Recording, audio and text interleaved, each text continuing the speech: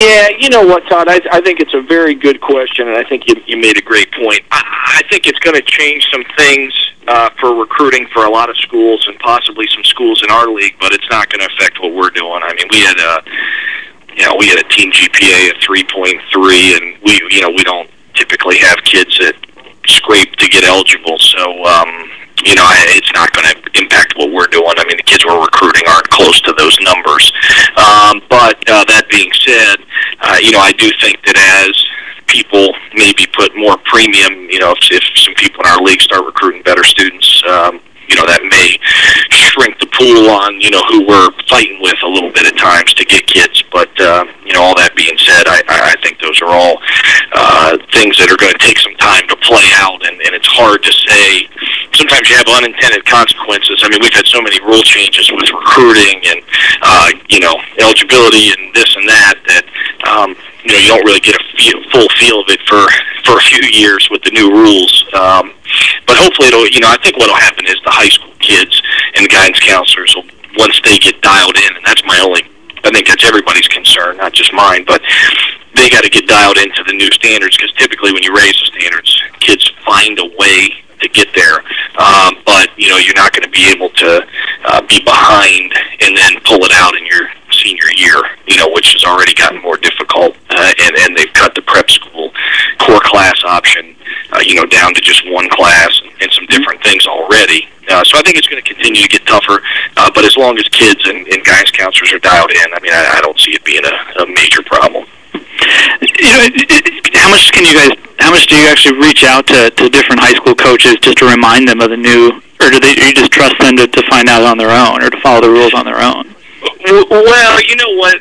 Probably we should do a better job as college coaches. I mean, the sad reality is most of the time we start recruiting kids, when they're juniors and seniors. I mean, you're occasionally on a kid as a freshman or sophomore, but at our level, that's not as common as it is maybe at some Big Ten schools or places like that, where they might take a commitment from a kid as a freshman. In high school, there's not a lot of kids that have committed over in history, I don't think, in our school or in our league as high school freshmen. So when you're kind of getting started on kids later, sometimes you're hopping in and they're already halfway through their high school career, or maybe 3/4 of the way through, and you're just trying to make sure that they're on top of everything at that point. But certainly educating those people would be a help. Thanks. Okay. Your next question comes from Steve Pilar with the Omaha World Herald. Morning, Gino. Hey, Steve, how are you, buddy? Good. Hey, I guess kind of what's you guys' focus of those summer workouts? I know different coaches are concentrating on different things depending on kind of the makeup of their club. How are you approaching it? Well, for us, there's two things that we've got to get much better at to become competitive again. I mean, we were the worst shooting team in the league, so we've spent a lot of time on shooting fundamentals and shooting repetitions. And then the other thing that we were probably is we were not one. I don't know if we were the softest team in the league, but we weren't the toughest. And in this league, if you're going to have any chance to compete night in, night out, you got to be tough. And we were unfortunately closer to the far end of the spectrum on that in a bad way. And we've got to find a way to get tougher. So we're doing a lot of competitive stuff and trying to get guys to get used to winning again. I mean, we haven't won in a few years, and so we don't really have guys in our locker room that have experienced winning. And it's something you have to have a taste for, and there's a fine balance in there between hating to lose and having to win. And and for us, we maybe need to hate losing a little bit more and than we maybe have. And so I think those are the two biggest areas for us, is just trying to get tougher and trying to shoot the ball better. And because you're not going to win if you can't make shots, but toughness will cover up some problems. And I guess overall pretty healthy. Anybody having to sit out because of any kind of injury? No, knock on wood, we've been relatively healthy. I mean, we don't have any any major setbacks at this point. It'll be interesting to see with the summer workouts kicking in if more kids will get injured, or if that'll stay kind of consistent with what it's been over the years, because typically in the summers, guys have been on their own to shoot and played open gym. And I think all the, programs, an individual workout with the staff is going to be a lot more intense and a lot more contact than an open gym's going to have in it. And so, hopefully everybody can stay healthy, at everywhere. But and maybe it'll help, maybe that not having that time away and not having rust as much to your game. I mean, it's still only 2 hours a week, but we're going three times a week for 40 minutes, trying to get in the gym as much as we can, as opposed to just coming in and doing, 1 2-hour session. And so, I mean, I think that just trying to get guys in here and have them in the habit of being in the gym and hopefully becoming more, kind of gym rat mentality in the summer, it will be key for all of us, because it's not an advantage. We're all able to do it. I keep getting oh, what kind of advantage is that? Well, it's not an advantage. I mean, everyone's doing it. An advantage would be we could work out and no one else could, which actually might be a good idea based on where we finished. But the bottom line is, we're not getting an advantage by this.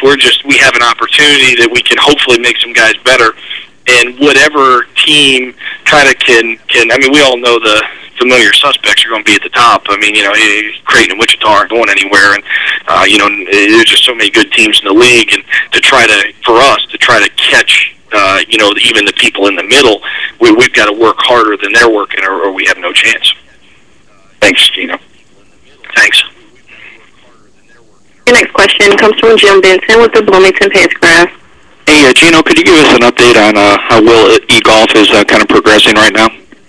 Sure, yeah, Will's back, and, you always hate to say 100% for a guy who's had 2, major ACL surgeries, but he doesn't have any issues. I mean, we're only letting him play open gym, half the open gyms during the week, but he's going through the full workouts with the weights and with our individuals, and hasn't really had any swelling. I think this surgery went really well. At least that was the doctor's point of view, and he certainly seems to have his explosiveness back. I think the thing that he's lacking is that timing.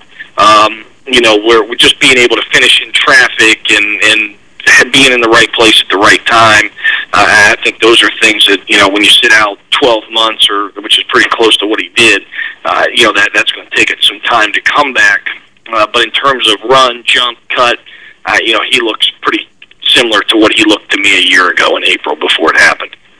Of your newcomers, is there 1 or 2 guys who you expect to make the biggest impact next season?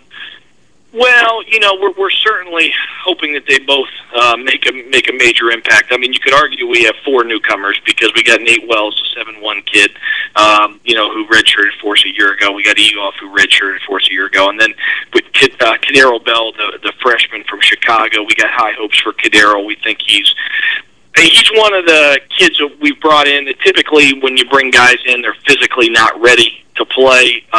He's a big, strong, athletic guard, and we think he's going to be able to physically come in and be able to contribute. And then Tyshawn Pickett, the power forward we signed, a junior college kid, we're pretty excited about also. We think he'll add an element of toughness and rebounding that we sorely lacked a year ago. Thanks. Thanks. Next question comes from Todd Golden with the Terry Hawk Tribune. Hey, Gino, how you doing? Hey, good. How are you? I'm good. Hey, where do you stand on your non-conference schedule, and what are some of your philosophies as far as how you schedule teams? Do you have anything you will or won't do? Where do you stand on that? Well, we're actually done with our non-conference schedule. We've been done for probably 2 months, to be honest, with all the contracts in. Now, the reality of that is I'd much rather be where Coach McDermott probably is, and he's probably still got 6 games he needs, because nobody wants to play those guys. We were able to get games pretty easily based off what we did a year ago. So the better you are, the harder it is to get games. For us, we were able to get opponents, and what we've tried to do is we've been pretty lucky. We feel we've gotten a home-at-home with a BCS school 2 years in a row. I mean, we got Michigan coming here this year, and then we're starting a series at South Florida, who had a great year last year, and they'll come here a year from now. So we've been able to do some of that. That obviously would be a little tougher, as we get better and win some more. But hopefully we can continue to do that. And then we're pretty happy with our home and home and our bye games. I mean, we've got people that should be in the upper half of their leagues, and help the RPI. And for us right now, I think the key is we got to find a way to win early. It's hard for us to be in an at-large position at this point. So we really just need to do our job and help the conference stay up there like we were a year ago at in that 6-7 range of the RPI.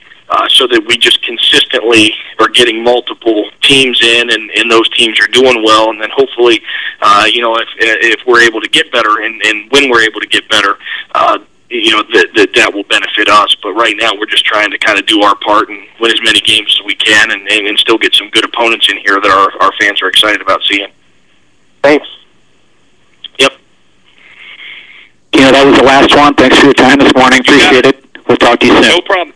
All right, okay, bye-bye. take care. Bye-bye. Let's get right to Coach Greg McDermott of Creighton. Good morning, Coach. Good morning.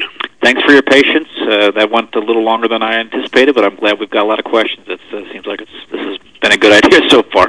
Well, these media guys, they don't have anything to do in the summertime. That's true. Let's go right to the questions for Coach Greg McDermott. To ask Coach a question, please press *1.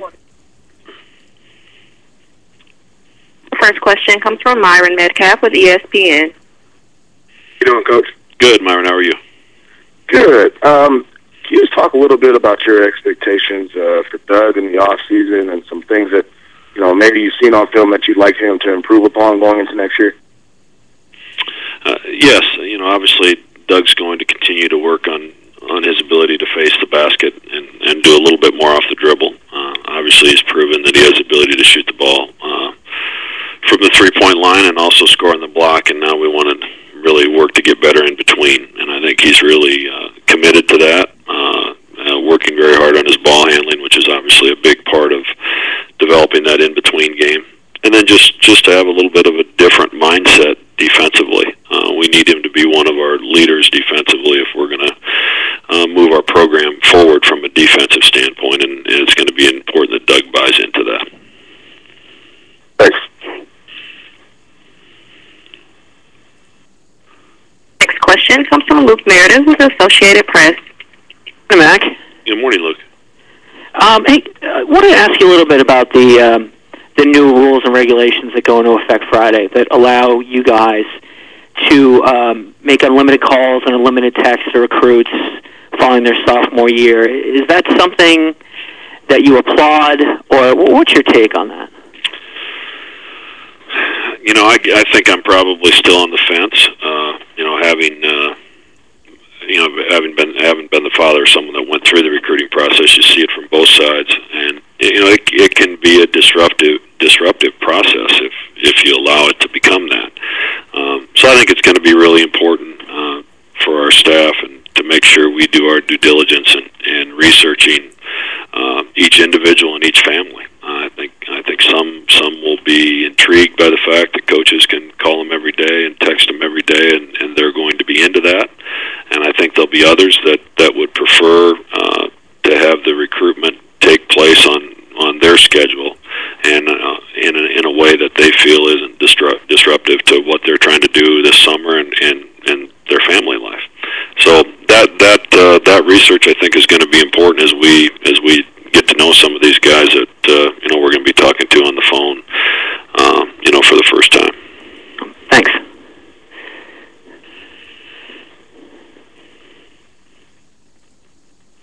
Your next question comes from Matt Peralt with the BlueJayCafe.com.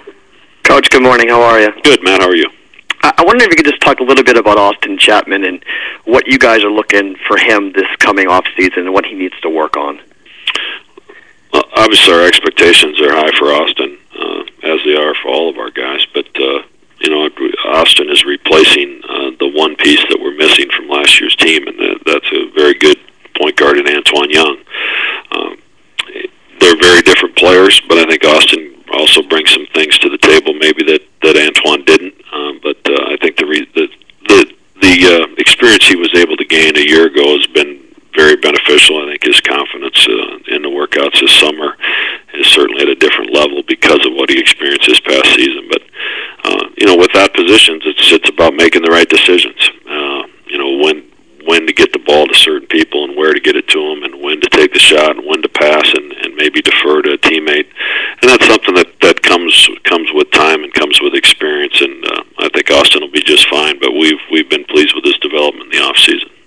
Could you see Grant potentially sliding over and playing some of the one as well? I know obviously health has an issue there, but could he potentially play some point? Yeah, potentially. I think we have several. I think Andre Yates could play it. I think Isaiah Zerden could play it potentially a little if need be. In a lot of ways, Grant played some point guard for us last year, even though he wasn't listed at that. When you put the ball in a guy's hand and he's making decisions on how your offense is run on the court, essentially, that's a point guard. And I think people sometimes get too caught up in who brings the ball up the floor. Grant could certainly do it. He grew up as a point guard, and we certainly wouldn't hesitate to put him there. And just one more quick one. Any movement on that last non-conference date? No, still looking for the right team. Great. Thanks, Coach. Your next question comes from Steve Pivovar with the Omaha World Herald. Morning, Greg. Hi, Piv.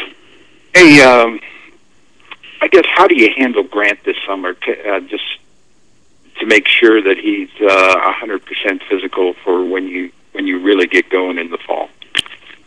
Well, I'm not sure he'll ever be 100% ready. I'm just not sure that his knee will allow that. We really shut him down after the season, and Grant did very little for 4 to 6 weeks, and he did work out with us last week, but it was a little bit sore the other day, so we shut him down and slowed it down. But I think with Grant, I think it's very similar to how we approached it during the season. Grant just has to listen to his body and communicate with us, and he's done a good job of that. And if there's days that it's a little sore, we're going to hold him back. If it feels okay and he feels like he can get through a 40-minute workout, then we'll allow him to do that. Thanks. Coach, that was your final question. Thanks for your time this morning, and we'll talk to you soon. You bet. Thank you. All right. We'll see you. Let's go next to Coach Mark Phelps of Drake. Good morning, Coach. Good morning, Mike. How are you? Good. Thanks for your patience. We weren't sure how long each segment was going to last, and they're apparently going longer, which is good. There's a lot of questions mid-season, so we'll just jump right to the questions for you and open it up for the questions for the meeting for Coach Mark Phelps. To ask Coach a question, please press star 1. The first question comes from Steve Pivovar with Omaha World Herald. I guess obviously you have a lot of new guys on your roster. How are you, approaching the summer and the ability to kind of integrate those guys into the big picture? Yeah, good question. We've got eight new scholarship guys to go with the 5 returning players already in the program. And what's unique about the 8 new guys? There are 5 freshmen, and to go along with 2 junior college transfers, obviously that'll be juniors, and then 1 senior, Chris Hines, who graduated from University of Utah and played in the Pac-12 last year. He has that 1 year remaining where he's got immediate eligibility. So it's a really good mix of 8 guys, 8 talented guys.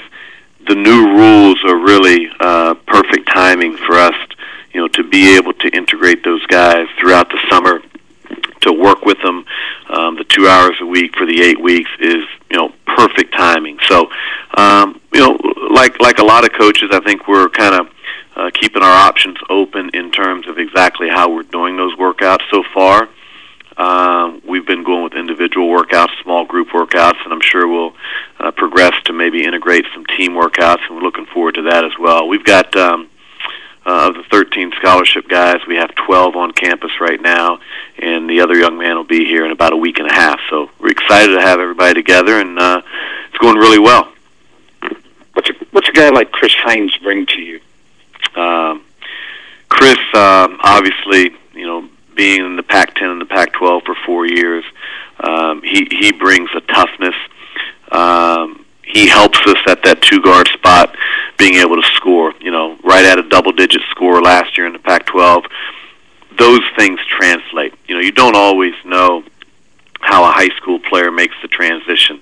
You don't always know how a junior college player makes the transition, but, you can pretty much count on the translation from a 4-year school to a 4-year school. The fact that he's eligible immediately is terrific. The thing about Chris is he's a great, great kid, extremely hard worker. He's going to be terrific for our locker room. You start thinking about him along with Seth Van Diest, Ben Simons, and Jordan Clark. Now, all of a sudden, we've got a core group of guys who have been around the block a few times. He's a terrific defender, really put together his body, 6', 6'1", about 190 pounds, really enjoys defending, especially on the ball. He's going to bring a toughness. He's going to bring a maturity. I say he's already done that in the short time that he's been here. Can't say enough about him. Just really, really fortunate that this is the place he chose, to spend that last year. He had a lot of options, and I think we have an established player right off the bat at the guard spot to give us scoring, leadership, and defense. Thanks, Mark. Your next question comes from Todd Heffernan with the Southern Illinois. Hey, Mark, has Van Diest had any setbacks at all, or is he 100% for the workouts this summer? Seth is he's having great workouts. He'll be completely released on September 1st. Seth had another surgery on his other shoulder, and very similar surgery, only not quite as serious as the right shoulder, and that was about 8 weeks ago. He's in full workouts now. His right shoulder is 100%. He feels great about that, and the left one is on its way. He's doing minimal contact. The prognosis for getting back to 100% of everything is much better than the right shoulder. There was less damage there, but he's looking really good. He's bigger. He's probably carrying a little bit more weight than he will in the season. I asked him the other day how much he weighed, and he raised an eyebrow before he told me. And I said, "Well, how much?" He said, 273 or 274, and we know that's not going to be his playing weight, but we do know that he's going to be a bigger, stronger young man than he was 2 years ago. He'll probably end up playing about, somewhere in 262, 263, but looks really, really good right now in workouts, low post game, off the lane, shooting the ball, and really excited to have him back. Now, Mark, the new academic standards the NCAA passed, I think, for the high school guys don't go into effect, I think, until 2015. Does that change the way you recruit starting this year, or is it going to take a couple of years for that to have an impact, do you think? I don't think it's going to change the way we recruit here at Drake at all. Obviously, we're looking for the young man who has high character and who wants to do the job in the classroom. We're quite frankly, we're looking for a little bit better student than the NCAA minimum. So that's not going to affect us at all. We're going to continue to look for those guys who are talented, do well in the classroom, and have high character. Does it potentially dilute the pool, so to speak, put more, if kids are higher academic, do better academically because of these new standards, does it reduce the amount of players you could recruit?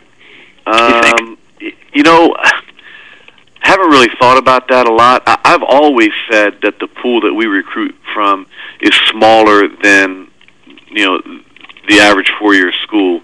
The two places I came from before Drake, obviously we were looking for guys who, were qualifiers. The fact that we're, putting a heavy emphasis on the academic side and also really trying to do our homework as well as we can on the character side, that shrinks the pool for us automatically. And again, maybe with some other schools it may change it a little bit. It's not going to really change how we go about recruiting. We're still looking for those guys, and we still feel like it's a shrunken pool as it is. There's certain guys that have the talent to play in the Missouri Valley that have the talent to play at Drake, but may not meet some other standards that we'd like them to have already. So that's kind of our position, the way it's been since I've been here. Thanks. Mm-hmm. This question comes from Mark Emmert with the Des Moines Register. Morning, Mark. Mark, you're everywhere. Hey, I know you're going to say everybody, but in the first couple weeks here, you had the guys on campus. Who stood out to you? Who's kind of showing you something maybe you didn't think you would see out of them right away? I expected some things. Richard Carter, he's just as fast with the ball as I thought he was. Really, really fast with the ball in his hands. I think he's going to do a terrific job for us at the point guard position. Corey Babineau and Joey King both stand out as more mature than your average freshman guys in terms of their work capacity and their work ethic. The workouts that we're doing right now, I would say, are challenging, and those two guys have really not missed a beat. Corey has a college-ready body. I mean, he's 6'4", about 210. I'm impressed with his body, but it doesn't overshadow his skill set either. I mean, he's a scorer, he's a passer, he's a shooter. Really, really excited about him. And then the same for Joey. Those two guys stand out. Gary Ricks is a guy that we thought was a really good shooter. I mean, he shot, I think, 41 or 42% for his career at Indian Hills. The thing that he's done, which is a real pleasant surprise, is his leadership to go along with with his shooting. He's he's doing some things with the ball, putting it on the floor, getting to the basket, those type of things that he wasn't necessarily known for at Indian Hills. But Gary's, you add him to those guys I mentioned earlier, Chris, Seth, Ben, Jordan. I mean, he's really trying to establish himself as a guy who's going to be a glue guy, a real team guy, a leader, setting the example, really gets his voice going in workouts. So, again, a huge upgrade in our locker room, which I'm excited about. But he's, make no mistake now, he can really, really shoot it. Our overall skill, I think, has really increased. You think about Seth coming back, his skill set as a passer, as a shooter. You think about Corey and Gary and Richard and Chris and Micah Mason and Joey King, all guys who can dribble, pass, and shoot. So hopefully that answered your question. Daddy just got here last night. He just walked in the office. I asked him if he's excited about his first workout today, and he turned and looked at Joey and kind of chuckled. I guess guys have been talking about the workouts, and so he's anxious and excited. And we're excited to get him in workouts today. Okay. Given what happened to Seth last year, was there any second thoughts on your mind in terms of Capital City League participation for your guys? No. We were just telling our guys, if you're going to play, then get out there and play the right way, because it's not always the most structured of basketball, and it shouldn't be. So just get out there and play the right way. But I think the things that we're doing workout-wise is going to be every bit as challenging as anything they'll see in the Capital City League. I mean, certainly anytime you play, you open yourself up to potential injury, but guys have to play.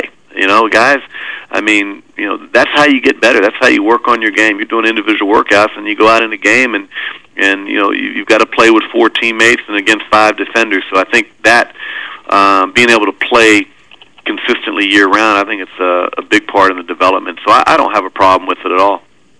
Thank you. Mm-hmm. Thank you. Your next question comes from Paul Sulentrop with the Wichita Eagle. Never mind, Mark. My question's been answered. Go ahead. Okay. You sure, Paul? Come on. You got something there. Your next question comes from Todd Golden with the Terry Hawk Tribune. Hey, Mark. Todd, how you doing? I'm doing well. Where do you stand on your non-conference schedule, and also kind of elaborate a little bit on what the league is trying to do to create opportunities with other leagues potentially in the future with any kind of agreements? Yeah, non-conference schedule right now, we are we've still got 2 games to get. We're at Detroit as a bracket buster return game. Their tournament team from last year, certainly going to be a tough road game. We're at Nevada, a bubble team last year that went to the NIT. They return a terrific player. They're going to be very good. Obviously, we have Iowa State in the, I don't know if it's still called the Big Four Classic. I don't know, that the doubleheader with UNI and Iowa. We have IPFW, North Carolina Central, and Eastern Illinois on the schedule. We're playing in a 76 Classic. It's ESPN, MTE, Pacific, Xavier, St. Mary's, Rice, Georgia Tech, Cal, Drexel. So a real strong field out in Anaheim, and we're still looking for another 2 games. Hopefully those 2 games will be at home. So it's going to be a challenging schedule, and we want to continue to play good teams. I think you have to be smart and know your team and know when it's time to take a step up, when it's time to be status quo, and I think our schedule is going to be more challenging than it was last year, and I think it's great. I mean, Doug and the guys in the league, they do a great job helping us schedule. I think it's strategic. I think it's intentional. And I think they do a terrific job helping us set ourselves up and set the league up for the type of recognition that the league deserves. How far into the summer are you willing to, I guess, sort of play Russian roulette with your open dates? I mean, when is there a breaking point when you have to sign up? It's all different. When I used to do scheduling predominantly at North Carolina State, I did it for 10 years, and I did some at Arizona State. I mean, it's you get a little nervous. You're checking the pulse every day. There are calls in. There are. It's strategic. It's after recruiting, it's probably the most important thing you do. You just have to have a feel for it. Really, really good things can happen late. So if you've got the nerve to wait around and not go on something that you like instead of love, then you have a chance to really get your ideal team on the ideal date. You also take a chance in not getting that. So it's just a real feel. I can't give you an exact date, but I know coaches everywhere in the same boat. Like, hey, let's just do it. Let's get it done. Let's get it off the table. And other coaches are saying, hey, if we just wait it out, there are teams that'll wait until the end. So it's just a feel. Thanks. Mm-hmm. Coach, that was your last question. Thanks for your time this morning, and good luck the rest of the summer in finding those games. Great. Thank you. Take care. All right, we'll see you later. We do have Coach Marty Simmons of Evansville with us. Morning, Coach. Morning. Thanks for being patient. I know you're in the middle of 2 appointments you needed to get to, so I appreciate your time this morning. Nope. Thanks for having me. Let's go right to the questions for Coach Marty Simmons of Evansville. Questions from the media. To ask Coach a question, please press *1. Your first question comes from Todd Golden with Terry Hawk Tribune. Hey, Marty, I'm the scheduling question guy today, but where do you guys stand on your non-league schedule? And kind of the same question I had for Mark Phelps. How late in the summer are you willing to push an open date before you want to fill it? Well, we got one more to get. I'd like to fill it today. I just like being able to get that done. I'm just one of those guys that anytime you can get something off my plate and I can focus on something else, but scheduling in the non-conference is a tricky thing, and our philosophy's always been one to have some balance, and so hopefully we'll get that done today, but I'm sure we won't. We've gone into August before. I mean, it's just it's a difficult task of with dates matching and the type of team you want to play, and we'd like to get a home game. So there's just a lot of variables that factor in. Sort of related and sort of unrelated. Is there anything the league is trying to do in the future to creating any kind of Mountain West Challenge type deals with other conferences? Was that discussed at all during the coaches' meeting? Well, I'd hate to speak for Doug and the league, but I mean, I think they've done a terrific job. Not only looking to the future, but in the past. I mean, they've been very helpful to all the coaches coaches, all the programs of being able to reach out. I mean, the Mountain West has been a really good thing, and I think they will continue to look for those opportunities, because it's, again, scheduling is not the easiest thing in the world. I think it's easy, for a fan to say, okay, we'd like for you to play this team, and this team, not knowing all the variables that factor into, dates, and do you need home games, etc. So I think they've done and will continue to do a lot to help all of us. All right, thanks. Your next question comes from Jonathan Littner with the Evansville Courier and Press. Hey, Coach, how are you doing today? Good. One more scheduling question. This just popped up on Twitter. It was on Yale's schedule that you all will be hosting Coaches versus Cancer sub-regional, and I was wondering if you could confirm that and maybe elaborate on your pod and the Coaches versus Cancer. Yeah, it's not set yet, so I would reserve to wait and see exactly. But yes, we are going to participate in that tournament. I just don't think that we've been given the information yet to release those teams that will be participating. But you'll for sure be hosting? Yes. Okay. This is a question that's been asked to a lot of the coaches, but with all the new rules over the summer with the workouts, I was wondering how you're splitting up those couple hours a week and what you've been working on. Mostly just skill work, just certain cuts and reads within our offense, ball handling, passing, dribbling, shooting.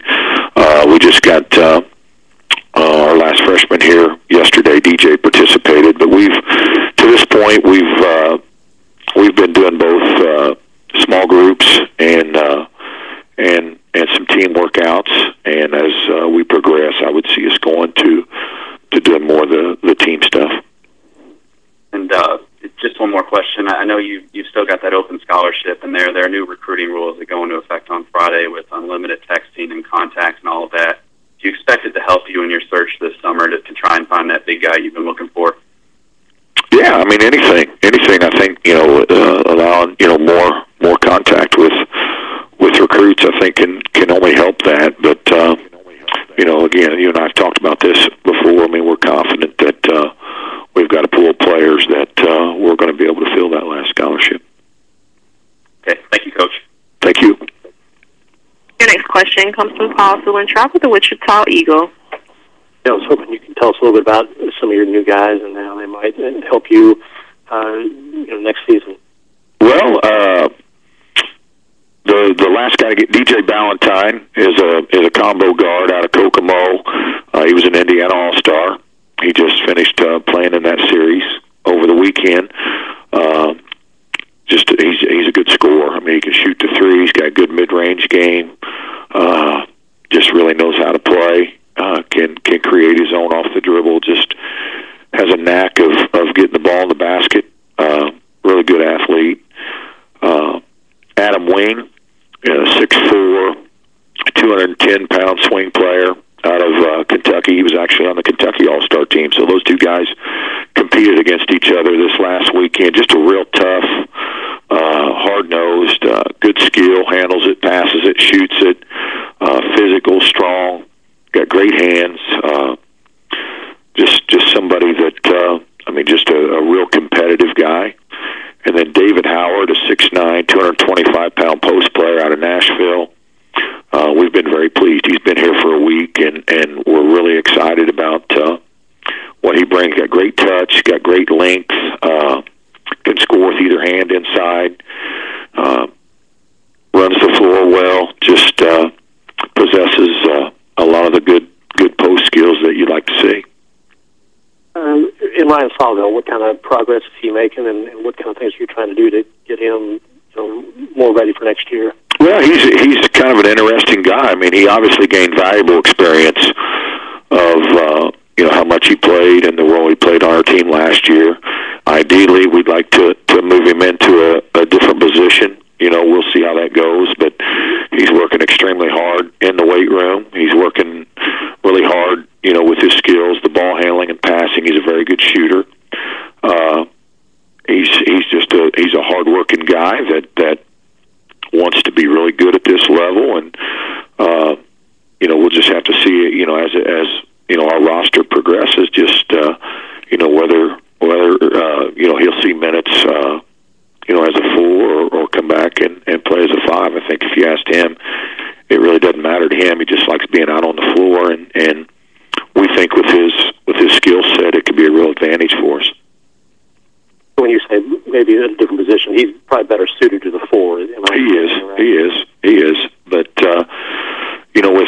with the added strength and again with his ability to step out and shoot threes, which he really did not do last year, especially from an offensive standpoint, it can really be a mismatch opportunity and something that obviously we're not afraid to do. But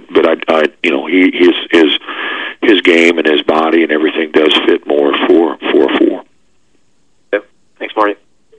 You bet. Your next question comes from Steve Pibavore with the Omaha World Herald. Good morning, Marty. Good morning. I guess as you look at this summer, what's some of the things you want Colt to maybe get a little better at? I think more than anything, just and he's done a great job. We've asked him to be a leader from day one when he stepped on campus, and he's gotten better every year. But I think this is it. This is his senior year, and I think just overall, just his overall leadership, just that it's his team and his ability to get his teammates to play at the level with the intensity and the desire and the passion that he does, and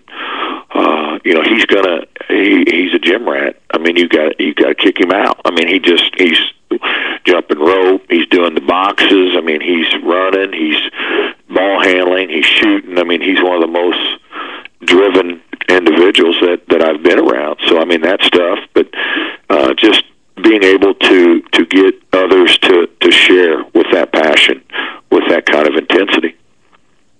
Thanks, Marty. Next question comes from Jim Benson with the Bloomington Pentagraph. Morning, Marty. Good morning. Hey, could you talk a little bit about Jordan Nelson and where he kind of maybe needs to improve this summer in order to maybe get on the court a little bit more next season? Oh, I would say all the above, which I would for probably about any one of our guys. But I think just confidence. He played and really did some good things for us last year. Not just in some of the games, but in practice every day. And I think more than anything, like most freshmen coming in, he probably got his eyes opened up a little bit. But defensively, just being able to keep guys in front and just being sound defensively, and then offensively just continuing to be more comfortable with his ball handling against pressure, because he does an outstanding job of moving without the basketball, and he could really give us some real versatility at the point guard position with his ability to shoot the basketball, and he does a good job of delivering it. And moving without it, I mean, it could be an added dimension. But I think just like all of our guys, strength, continuing to work on agility and quickness, and just really just his overall game. And I see you added another Lincoln, Illinois guy, Jeff Alexander, as an assistant coach last month. What kind of led to that for you? Well, I've known Jeff. We tried to recruit Greg, and you guys got him up there, but known the family, for a long time, and he's worked for guys that I know real well and trust, and he's already made an impact on a program. He hadn't been here very long. I mean, he's really good. I mean, he's got great knowledge of the game, which you would suspect, growing up in a basketball household with his family, and the guys he's played for and the guys he's worked for. I mean, just tremendous amount of respect, and he's brought a lot of new things to our program already. He's a relentless worker. He's got great contacts and in the recruiting, and just real passionate about everything that goes with coaching. Thanks, Marty. You bet. Coach, that was your final question. Thank you for your time this morning. Appreciate it. Thank you, Mike. All right, bye-bye. We have on the line with us Coach Dan Muller of Illinois State. Coach, welcome back to the Missouri Valley Conference, and welcome back to Illinois State. Thank you very much. It's good to be back. Great. Let's go ahead and open it up for questions for Coach Muller. To ask Coach a question, please press *1.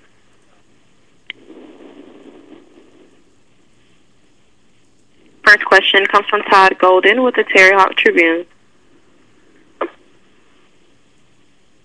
Can you tell me about your scheduling philosophies and where Illinois State stands on its non-conference schedule at this point? Sure, Todd. My philosophy for scheduling is simply to try to prepare my team for great conference play on the road and at home. We want to put ourselves in the position for postseason play. The year can determine some of those things, but in general, we want to put ourselves in position for postseason play with our non-conference schedule, because we know our conference schedule is always going to be good, and get our program exposure. Right now, we still have 2 games to schedule.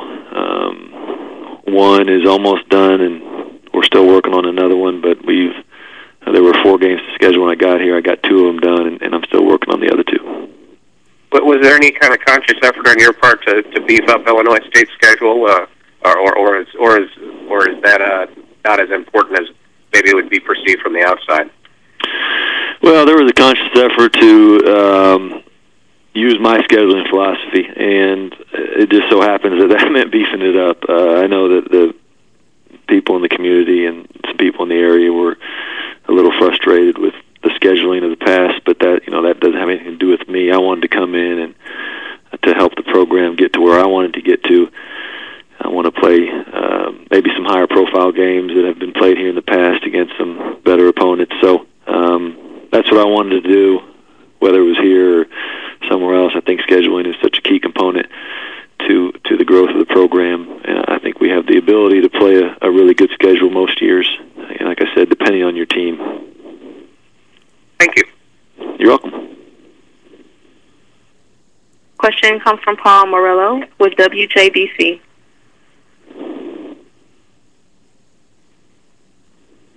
And Paul, your line is open. Oh, Coach. What's the status of Aaron Simpson at this point? Is he going to be available? Talk about him. Yeah. Hey, Paul. How you doing? Aaron is not going to be available. He is, unless something changes, he's going to Lincoln Junior College the next couple of years. He had some academic work to do and wasn't going to get there for next season, so he is no longer joining us next year. Hopefully he'll join us in a few years. I guess he's still a signed prospect, so I can talk about him, but he's not with us anymore. Do you hope to sign someone else, bring somebody else in to kind of fill that spot? Well, only if it's the right guy. We've had a couple kids join us in the last couple weeks, and we've got a lot of returning guys, so I'm only going to sign. We have one more scholarship available if we want to use it, and that's kind of open as far as what position, what we need, because we have so much returning. We don't have a huge need for anything at this point. All right. Thanks, Coach. You're welcome. Next question comes from Steve Pivovar with the Omaha World Herald. Morning, Dan. Morning, Steve. Hey, I guess how important is the rule that allows you guys to have contact with players in the summer in terms of getting to know them and them getting to know you?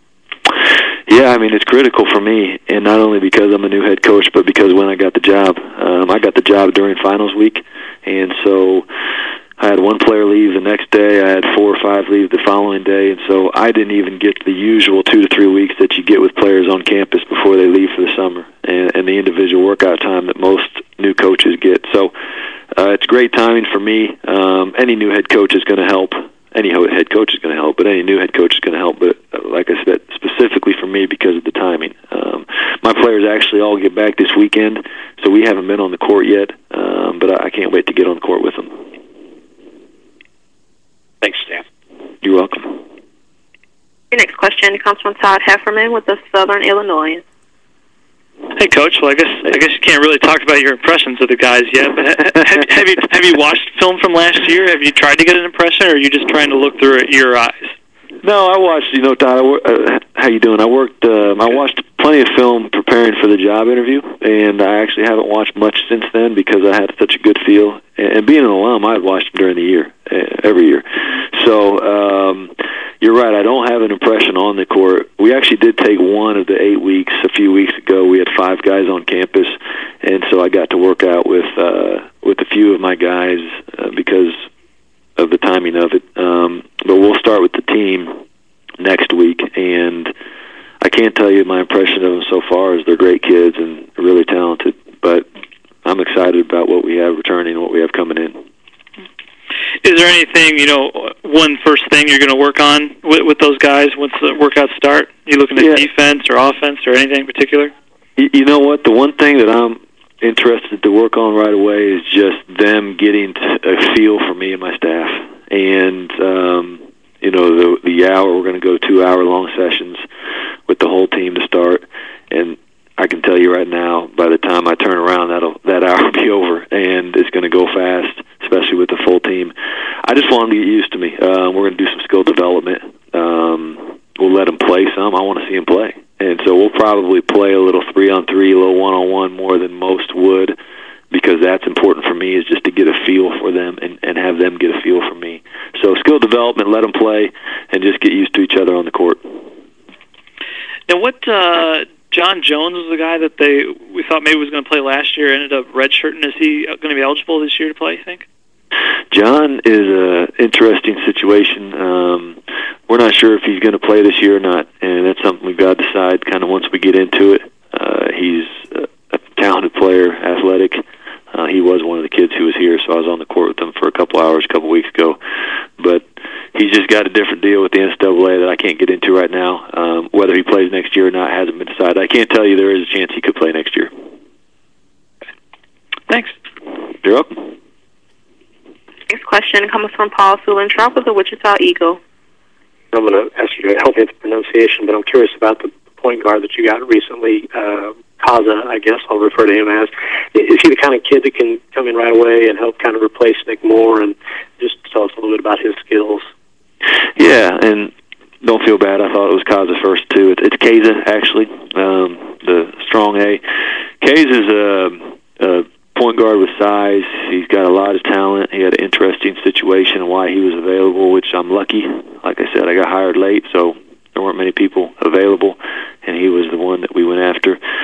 Can he fill Nick's shoes? He's a different player than Nick, but I do think he is very capable of coming in and playing right away. He'll compete for that spot. He'll compete for minutes at the point.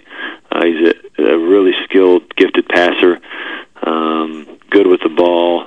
Like I said, he's got good size for the point, and he's actually playing with the under-18 Canadian national team down in Brazil right now, so he's played at a good level. So we're excited about Kay. He's a great kid, and I'm just lucky he was available. Thank you. Coach, that was your final question this morning. Thanks for your time, and again, welcome back to the league. Appreciate it. Thank you so much. You're welcome. Thank you. Let's go next to Coach Greg Lansing of Indiana State. Good morning, Coach. Is it morning? It's afternoon here in the home. I was going to say, you've been on so long that it is probably already tomorrow. I wanted to hear a little bit of always of somebody before me, but shoot, I got little kids camp going on, man. You're giving me a good break. There you go. All right, well, let's go right to the questions for Coach Greg Lansing of Indiana State. Questions from the media. To ask Coach a question, please press star 1.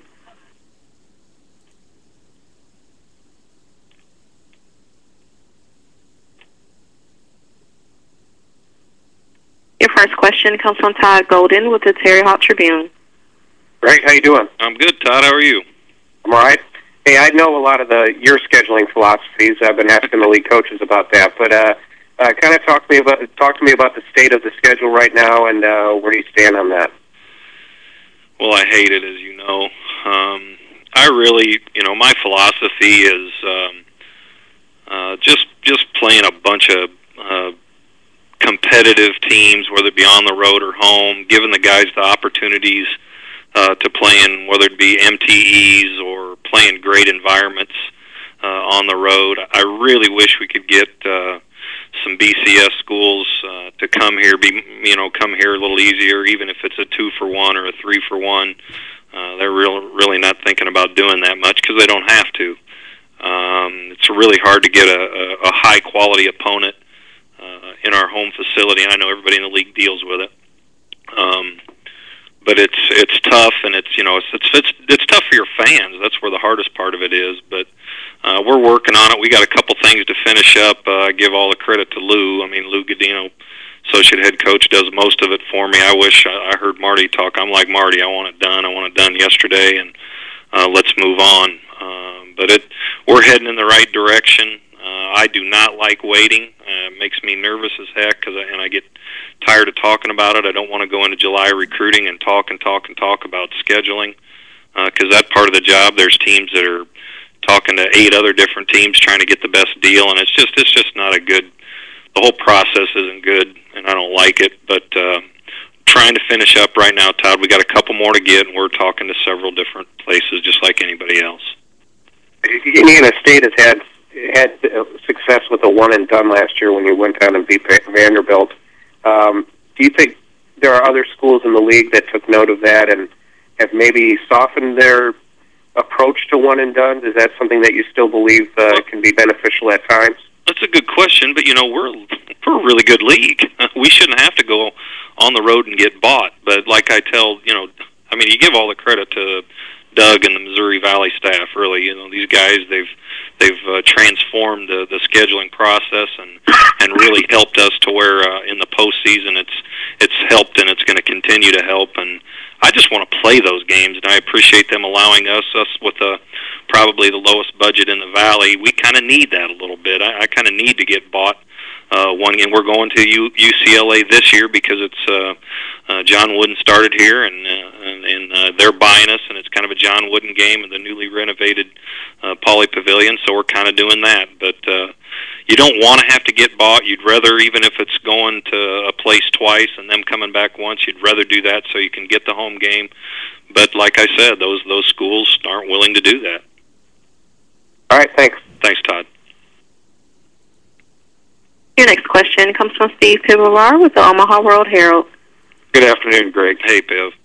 Hey, I guess kind of what's your focus this summer on the ability to work out with the guys? I guess how are you kind of approaching that? Is it going to be team-wise, or is it going to be more individual stuff? Just kind of your focus.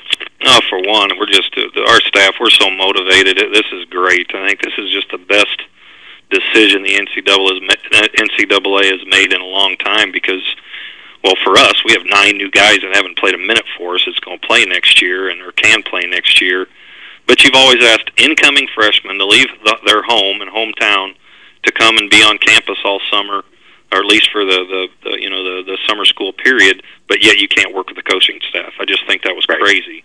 So now it's been great, and we started with some individual stuff last week and hit them hard. I'm very pleased with how everybody did. And this week, because we have our little kids camp, we're going to do 2 one-hour sessions after camp. One of the days we'll let the little kids watch us and stuff. So I'll mix it up. With all the new guys, just like Dan had said, we got to do some team stuff, and him being a new coach, he definitely needs to do that. But we get 10 days of practice because we're going to the Bahamas in August, so that's going to really greatly affect what we're doing in regards to the individual stuff. Thanks, Bibb. The next question comes from Paul Sulentrop with the Wichita Eagles. Hey, Greg, the ability to work with the players, are there some off-the-court benefits, just being around them and more contact with them on a daily basis that pay off as well? Yeah, I think it helps everything.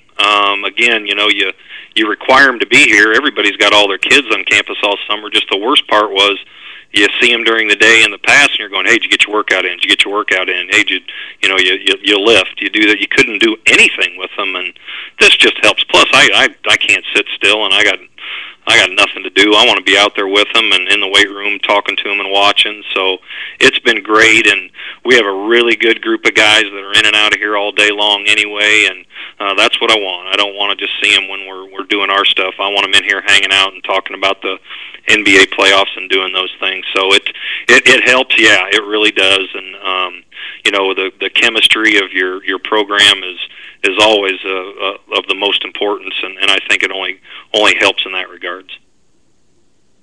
Jake Odom, we all kind of followed how he struggled with the plantar fasciitis last year during the season. How's his summer going as far as managing that?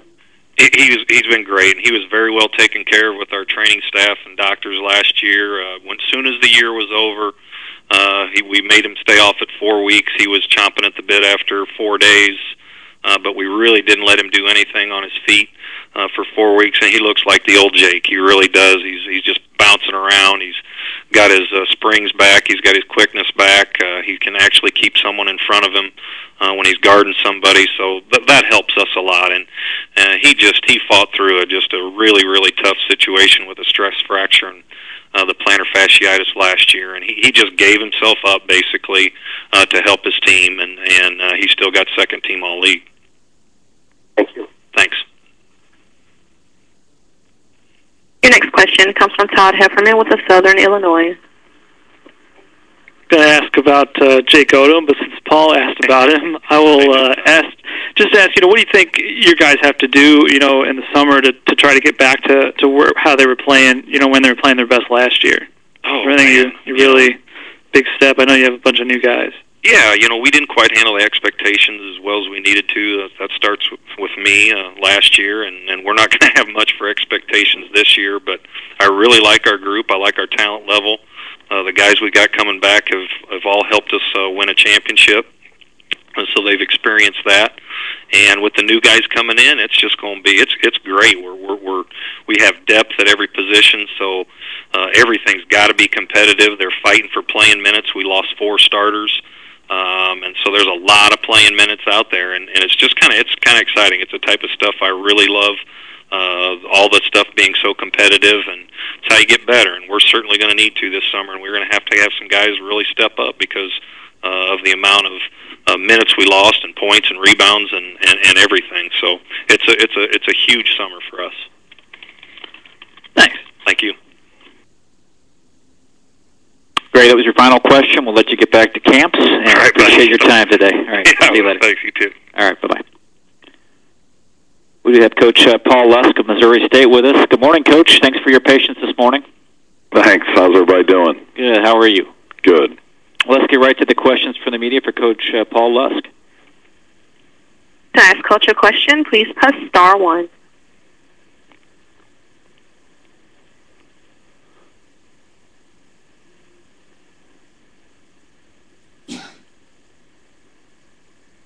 Your first question comes from Todd Heffernan with the Southern Illinois. Hey, Paul. How's it going? Hey, good, Todd. How are you? Good. Can you first tell us about Kyle Weems? Any pro aspirations for him, or do you know if he's going to try to play? Yeah, his off-season's gone well. I mean, he's had a couple workouts.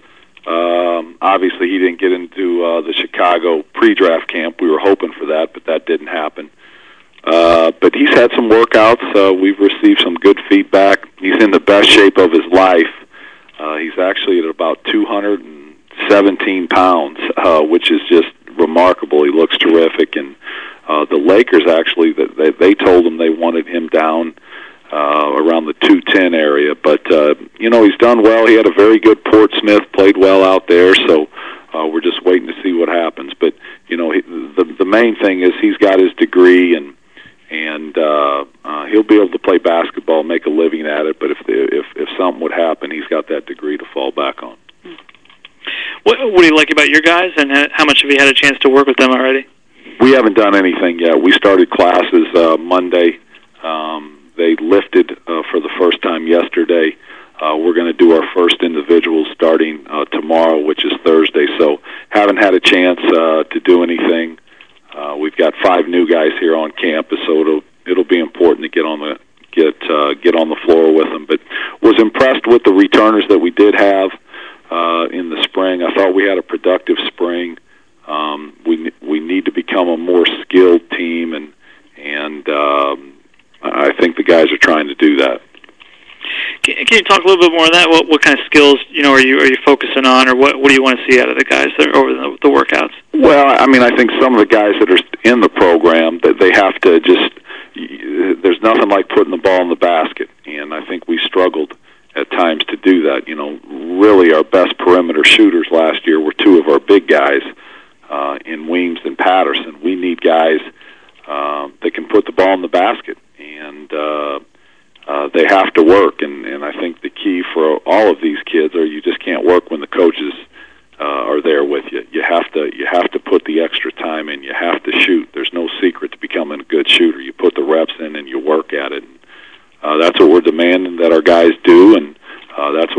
the program. If you're not going to work at it, you're probably going to get passed by. But I think it starts there. I think you have to do all the other things in the off season as well. Just work on overall skill development, get in the weight room. But we've got to become a team that can put the ball in the basket. Thanks.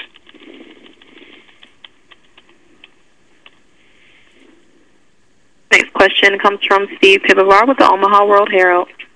Morning, Paul. I was wondering if you could talk a little bit about some of your newcomers and what maybe your expectations are for them. Well, I think first of all you have to start with the two kids we redshirted last year, Andrew Wilson and Dorian Williams. Drew Wilson is about a 6'6" kid. He's an undersized kid, but he's a high-level athlete. He's got to learn how to play. He's not a scorer. He's not a shooter. He's raw right now. But the one thing that he does do is he defends, he runs, and he rebounds. And I think that's something that we can definitely use. Dorian Williams is a kid that we redshirted as well, and he's about a 6'2" point guard, and he's got an old school game. He's a good passer. He's pretty cerebral. He can make a shot, and I think those two guys have got a chance to be good players for us. And we're going on a summer trip this summer, so it'll be important for them to get some experience. And then we've got 5 new guys coming in, 4 freshmen and 1 junior college kid. I like all those guys. I think they've got a very good chance. I think they're good offensive players. The 4 high school kids, they can all put the ball in the basket. Now they have some deficiencies, but I like those guys in this league in terms of what they're going to be able to bring to the table. Now, obviously, you would want them to, be prepared and be ready to go sooner than later. But we got the right guys. I feel good about those guys. Then the junior college kid, he's just a point guard. He's a pass-first guy. He's got good size. Thanks, Paul. Thank you. Your next question comes from Todd Golden with the Terre Haute Tribune. Paul? Hey, I've been asking the league coaches about their non-conference schedules. Where does Missouri State stand on that? And also related to that, how willing are you to take an open date into the summer before you want to fill it? Yeah. Well, right now we still have 2 games that we have to get, and I think it varies for each team in the league. Some teams in the league, their budgets, I heard Greg talking, you have to build your budget sometimes, and some teams in the league can go buy people. They get money to buy people.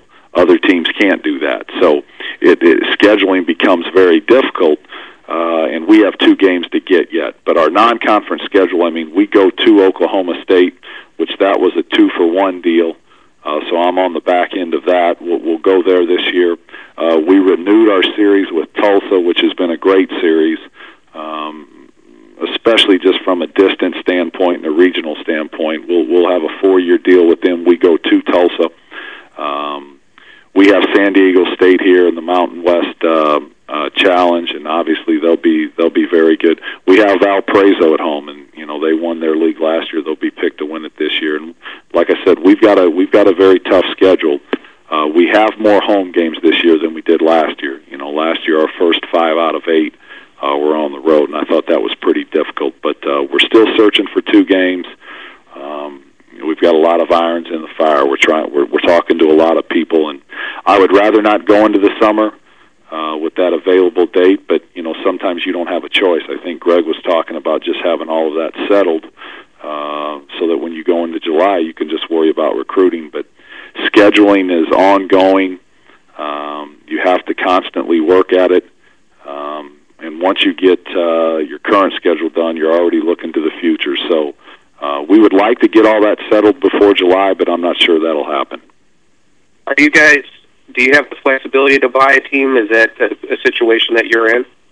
Well, no, we're not. Like I said, there's not many teams in our league that can do that, and we get in the multi-team events, which you get the 2 home games for that. We're able to be a part of that to get those games. But scheduling is it's difficult for everyone, and it's difficult for everyone in our league because how many people actually want to start a home and home to where they would come to your place and play. Our league is so well respected. Conzo had gotten in on the 2-for-1 with Oklahoma State. Now that we're losing that opportunity, we're at the tail end of that. That following year, we would like to maybe get into something else with a BCS school, but that's awfully difficult because usually they won't come back to your place. So we're looking for a 2-for-1 to see if that could happen. Thank you. Thank you.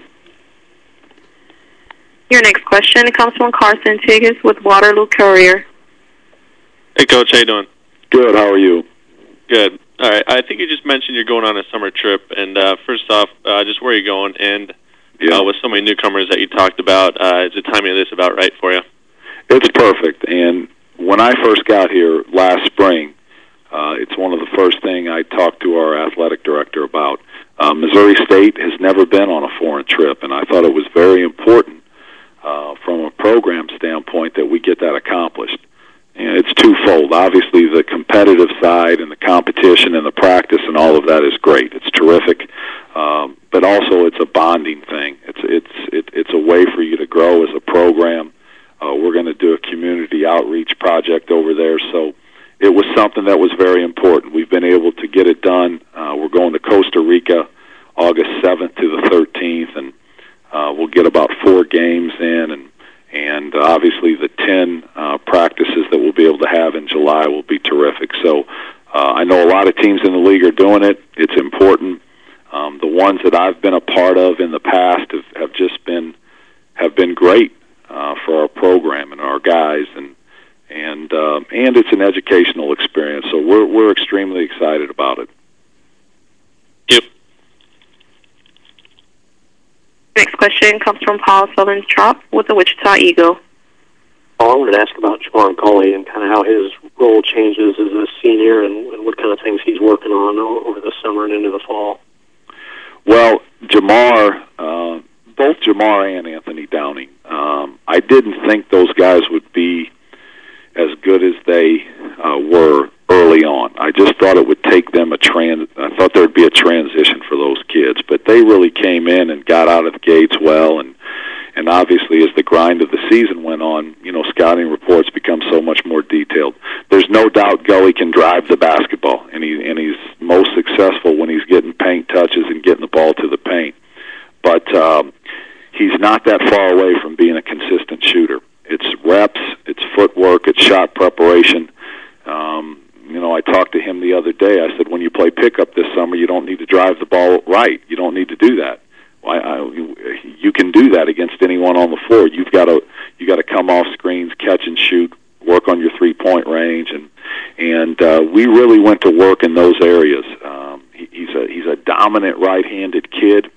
We've really worked on his left hand in the spring, and we expect big things from him. I think one of his things, if you look at our statistics, he led us in fouls last year, and he got himself into foul trouble a lot, but I think that just comes with the transition, and I think he'll be better at it because he's got the lateral quicks and the strength to be a very, very good defender in this league. It's just we got to keep him on the floor because when he's usually out there, he produces. And then we've worked on his mid-post game, just becoming a better mid-post guy to where he can use his strength and his physical tools to put people in the basket. So we expect big things from him, and he's been doing a nice job. He had a great spring, and like I said, they just got back this week, and they started weights. So looking forward to working with him. Thank you.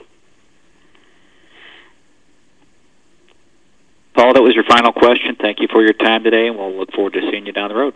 Thanks, Mike. All right. Bye-bye. All right. With a slight change in our schedule, we're going to have Coach Anthony Bean, who is subbing for Barry today, join us now, and then we'll get to Coach Jacobson right afterward. But slight change, but we'll be joined by Coach Bean right now. Good morning, Anthony. Hey, Mike. How you doing? Good. Thanks for joining us, and we're happy to keep your talents in the league, of course, at a different school at Southern Illinois, and welcome back, I suppose. Yeah, I'm glad to be here. It's Southern's a great place, and Coach Henson's a very experienced coach and a good person. Thanks, Anthony. Let's go right to the questions for Coach Anthony Bean. Questions from the media. To ask Coach a question, please press star 1.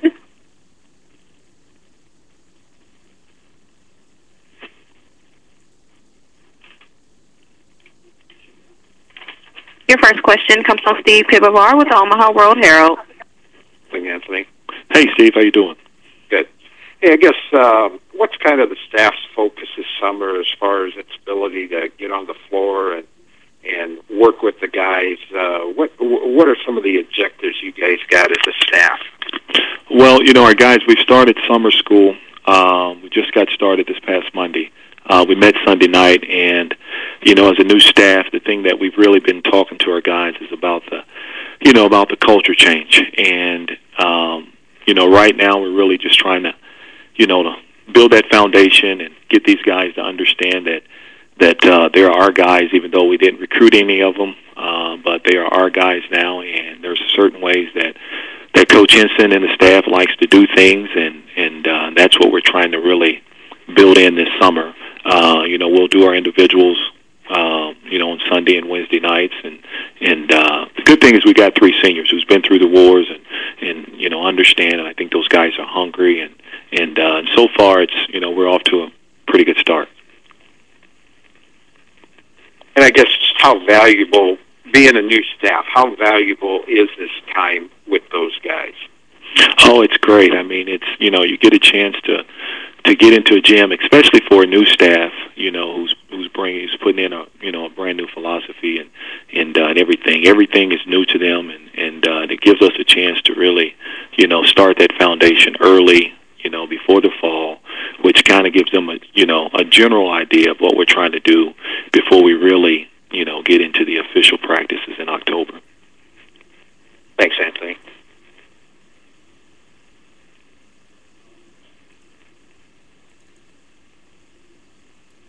Coach, that was your only line of questioning this morning. Thanks for your time. Appreciate it. And good luck as the season approaches. Hey, thanks, Mike. Thank you. Bye-bye. We do have Coach Ben Jacobson with us. Good morning, Coach. Good morning, Mike. Thanks for joining us today. We did run a little long, a lot of questions from the media today, so let's hopefully we'll have some for you. Let's go ahead and get to the questions from the media for Coach Jacobson. To ask Coach a question, please press star 1. Your first question comes from Carson Tigas with the Waterloo Courier. Hey, Jake. This summer has been a little different for you, obviously, without the primetime league. And I know it's early, but are you getting out of these practices what you'd hoped for when you made that decision to stay on campus? Yeah, we've really liked the access to our guys, and the workouts to this point have been very good. And the primetime wouldn't have started by now in a normal summer. Usually we were getting started toward the end of this week or next week. So everything else, with the exception of the access to our players, has been the same as it's been in the past few summers. I do think with the workouts and the amount of time that the guys are putting into the weight room, into their workouts outside of the 2 hours that we've got them, and with their classes, and the reason we made the decision with everything the guys got going, Carson, I feel good about keeping them here this summer and attacking it that way. All right, and with Seth and Dion in particular, have you talked with them about anything in particular they need to be working on this off season, and what's their progress like? With Seth, he knows, and we've talked about it. He's got to get stronger. And he's got to work to put some weight on. But I think the most important thing is that he gets stronger, and those things, of course, usually go hand in hand.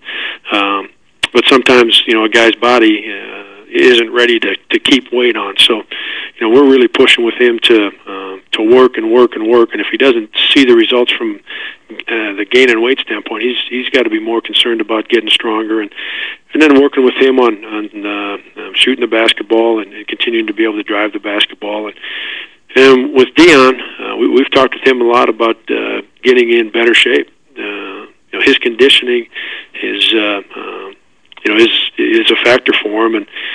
And last year, he was probably a little bit heavier than what he would have liked to have been, and already he's in better shape. He's got his weight down some, and he's worked really hard to this point this summer.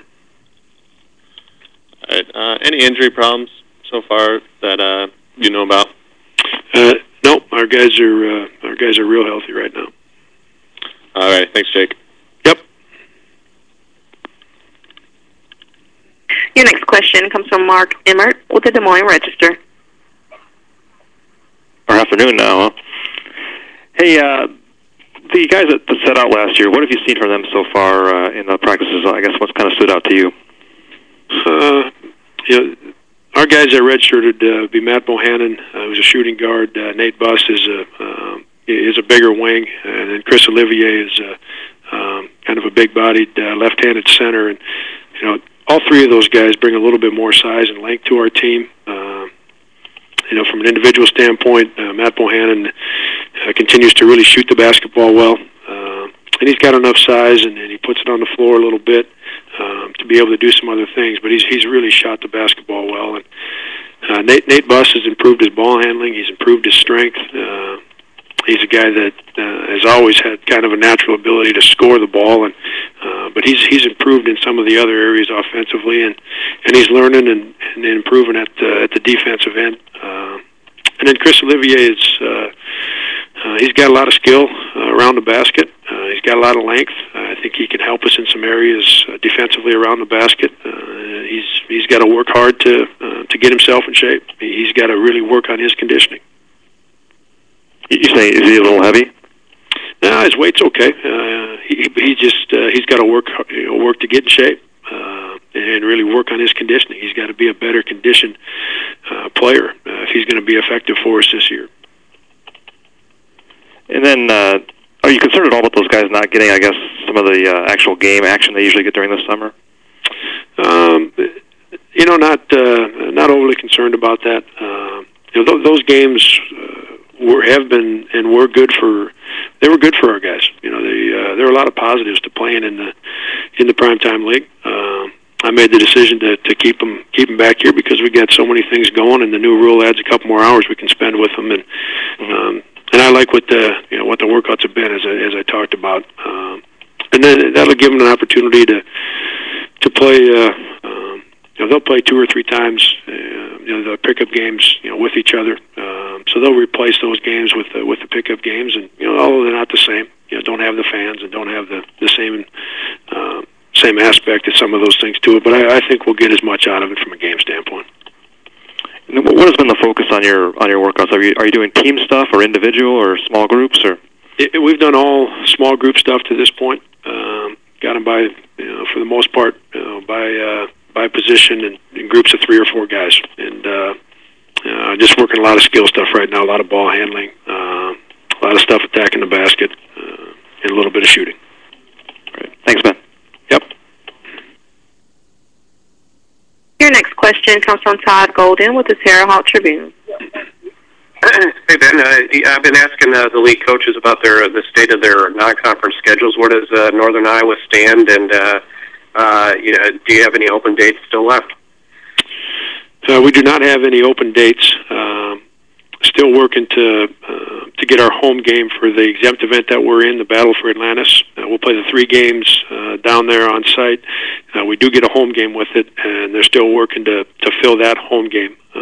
The rest of our schedule is done, and I really like our schedule this year. I think it's got probably the most to it in terms of strength of non-conference schedule in the time that I've been here as an assistant or a head coach. So we've got a really good one, but we're excited about that, and know we got a bunch of good games we're going to have to be ready early for. When it comes to scheduling around the league, and all the schools are different, they have different budgets. Some schools can buy teams, some schools can't.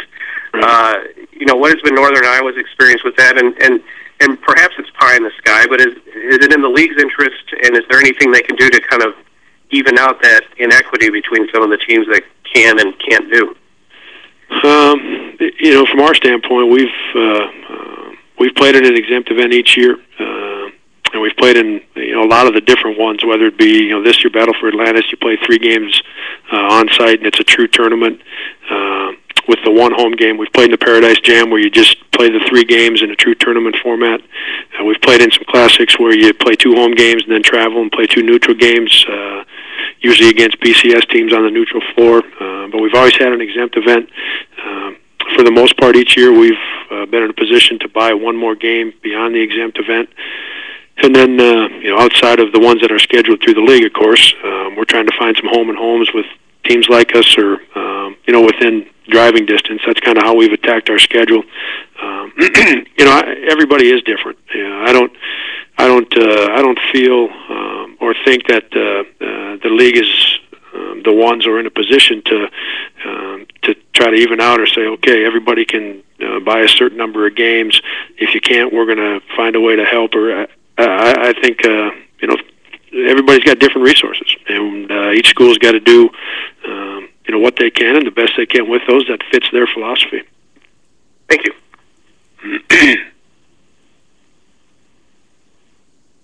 Your next question comes from Steve Pivovore with the Omaha World Herald.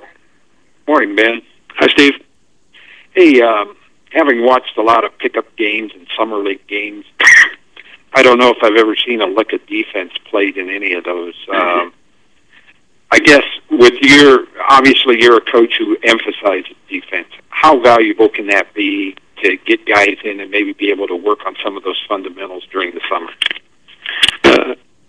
Last year with our trip to Brazil, and some differences, of course, with the new rule, but having the 10 practices and then the trip went a long ways for us, especially in our, I think, the first month and a half of our season, because we were able to get into the defensive drills. We were a long ways ahead of where we would have been had we not taken that trip last summer. And I think the access to our players can provide some of the same thing. And as we go forward, and I've talked with some of our guys about it this past week. Right now we're doing a lot of skill stuff, a lot of offensive stuff. But some of the older guys have talked about wanting to do some of the defensive drills as we get a little bit later into the summer, so that some from a reminder standpoint, and for some of our younger guys that are going to be important to try to get those guys, bring them along a little bit this summer, so we're ahead of where we might be without some of that practice time. Thanks, Ben. Your next question comes from Paul Sulentrop with the Wichita Eagle.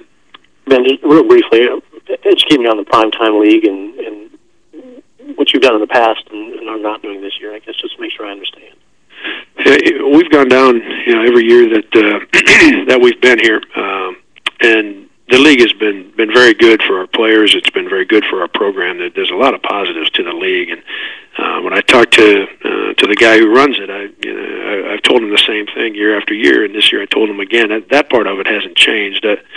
With the new rule allowing us the access to our guys, from a workout standpoint, I want our guys this summer to be here and to be able to concentrate on the 2 hours that we've got with them, so we can coach them and work to make some improvements and not have have guys maybe have to leave early to get down to a game or get home really late at night and have a morning workout. And that's the part of it that I wanted to take out of it. I think between with the new rule, guys taking 1 or 2 classes, they get in on their own and work. They get in the weight room and work.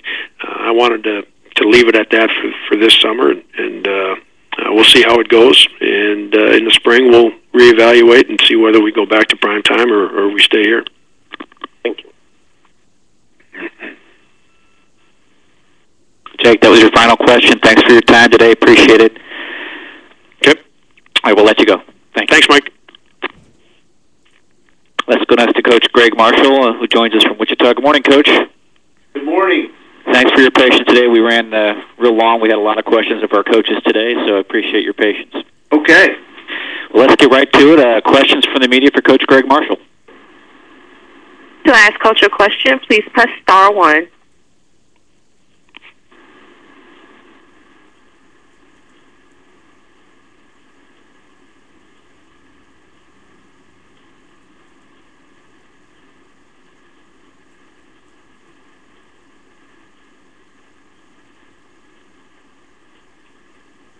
Your first question comes from Todd Hefferman with the Southern Illinois.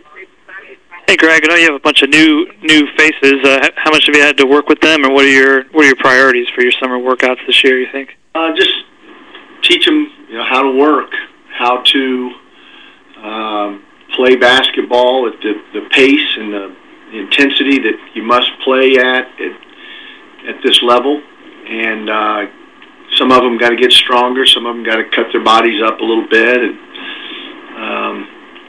basically try to teach them a little bit of our offensive and defensive concepts. What do you think is the biggest challenge that you have with the losses that you have from last year? Just it's kind of like a talented yet very inexperienced and minimally accomplished group. Now we've got 4 or 5 guys that have been a part of some very good teams, but the rest of them, got to prove it for the first time. They've got to make their mark, their initial mark, if you will, in college basketball. What are you splitting it up into 3 40-minute sessions, or what are you doing with your time? 1 hour team, 2 30-minute sessions of individual work right now. Thanks. Welcome. Your next question comes from Todd Golden with the Terre Haute Tribune. How you doing? Fine. You? I'm well. I've been asking the league coaches about their non-conference schedules. Where does Wichita State stand right now on your non-conference schedule? We think we're done. We've got one contract that we're waiting on a signed deal, and if we get it, we'll be done. And we think it's a good schedule. We're excited. I know there's been times in the past where you guys have had to take it late into the summer. When you've been in that situation before, how late do you go? How late are you willing to go to try to get a good game? Well, we already got a very good non-conference home and home. We go to Tennessee this coming year, and then they'll return the game.